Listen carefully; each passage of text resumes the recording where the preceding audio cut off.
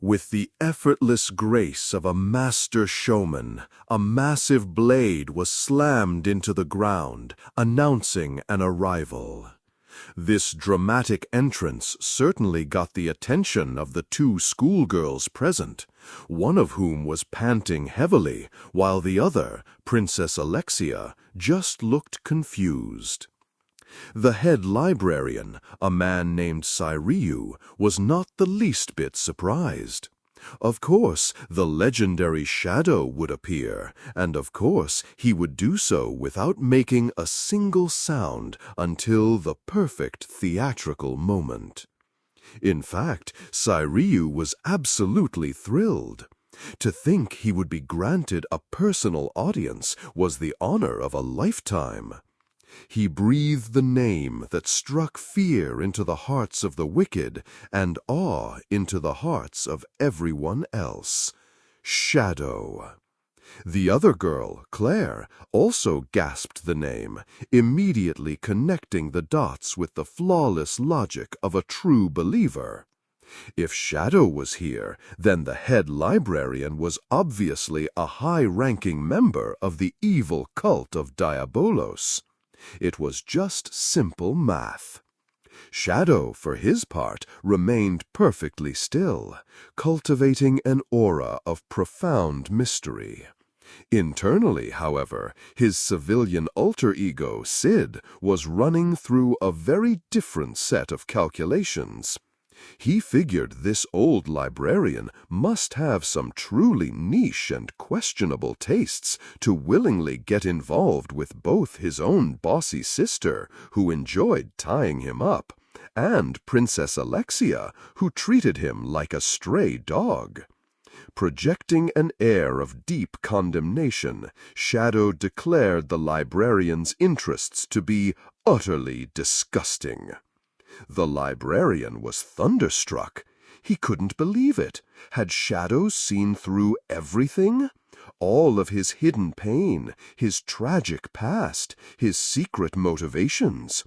The man immediately launched into a grand, self-deprecating speech, agreeing that his life had been shameful and that this was a fitting end. He confessed that while his interests may have been despicable, they had led him to this glorious moment. To be able to cross swords with the eminence in Shadow made his entire wretched existence worthwhile. Grinning with the zeal of a true fanatic, he proclaimed that he had always wanted to meet the famed Shadow Garden. As a swordsman, there could be no greater honor than this. He then charged forward with gusto. A battle of immense speed and power erupted. The two warriors became blurs of motion. Alexia looked on, a bead of sweat on her brow. Their blades clashed in a brilliant shower of sparks. The fight was a whirlwind of steel. Claire, bless her heart, was completely lost, wondering why they both seemed to be missing every strike. Alexia, however, saw the terrifying truth. She explained that this wasn't a duel of equals. Shadow held an advantage so absolute it was insulting. He wasn't missing at all. He was flawlessly reading and mirroring every one of the librarian's techniques with his own blade, a perfect and cruel mockery of the man's skill. As they paused, the librarian seemed to find peace in his imminent demise. Shadow, playing his part to perfection, stated that he had been waiting for this, for someone who could bring him deliverance. The librarian took this as a profound acceptance of his role as a tragic villain seeking redemption. The old knight was glad to have met his end this way, calling himself a foolish traitor. As his body was torn apart by an unseen force, he deemed it a fitting conclusion. But Shadow, ever the connoisseur of cool, corrected him. It was not a fitting end for a villain, he clarified, but a great battle. The librarian hadn't received punishment, he had simply met his match. Alexia was deeply impressed. She understood now how Shadow fought. His opponent was a formidable swordsman, yet he was utterly powerless. There was a chilling beauty to Shadow's movements. He was simply on another plane of existence. She approached the dying man, asking if it was true that he was once a spellblade. Sairyuu confirmed. It was ancient history, from a time before his own arrogance led to his downfall. He lamented that with his old injuries, he should have chosen a more delicate weapon for this final bout. Alexia demanded to know who had injured him so grievously. Sairyuu recounted his tragic past, explaining that many years ago, the legendary spellblade Fenrir had bested him and taken both of his arms. This defeat, combined with the discovery of the church's corruption, had pushed him to the dark side. Claire was shocked to hear that Fenrir, a figure from fairy tales, was real. Sairyuu assured her he was very real indeed.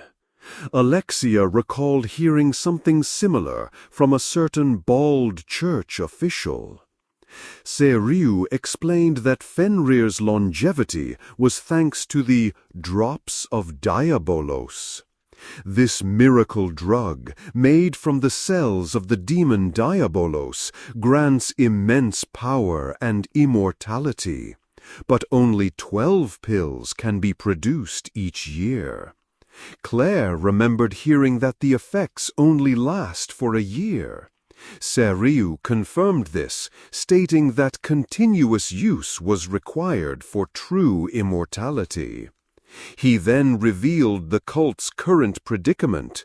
The collection of Diabolos cells had become difficult, forcing them to rush the demon's resurrection.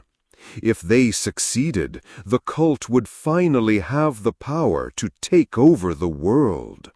Their only obstacle, he stated with reverence, was Shadow Garden.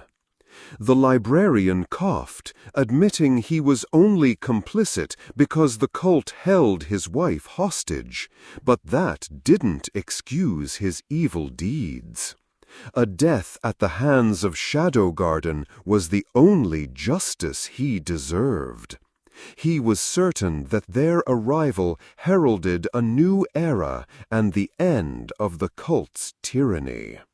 With his dying breath, he began to suggest that perhaps they could steal something from the cult.